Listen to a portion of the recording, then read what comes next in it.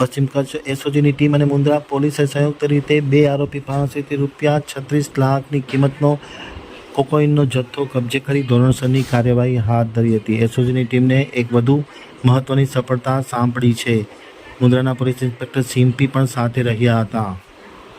કચ્છમાં ફરી વખત કોકાઈનનો જથ્થો મળવાનો સિલસિલો ચાલુ રહેવા પામ્યો છે। કચ્છમાંથી ફરી 37 ગ્રામ કોકાઈનનો જથ્થો મળી આવ્યો છે। પશ્ચિમ કચ્છ એસઓજી અને મુન્દ્રા પોલીસે 2 આરોપીને 37 લાખની કિંમતના કોકાઈન ડ્રગ્સ સાથે ઝડપી પાડ્યા હતા। પોલીસને બાતમીના આધારે રેડ કરી ગેરકાયદેસર માદક પદાર્થ કોકાઈનના જથ્થા સાથે 2 શખ્સોને પકડી પાડ્યા છે। પોલીસે બંને આરોપી વિરુદ્ધ NDPS એક્ટ હેઠળ ગુનો નોંધી કાયદેસરની કાર્યવાહી હાથ ધરી છે। આ અગાઉ પણ એસઓજીના પોલીસ ઇન્સ્પેક્ટર શ્રી ગઢવી અને તેની ટીમે શેખપીર ચોકડી પાસેથી ડ્રગ્સનો જથ્થો કબજે કર્યો હતો અને ફરી આજે મુન્દ્રા પાસેથી આ ડ્રગ્સનો જથ્થો કબજે કરવામાં આવ્યો છે।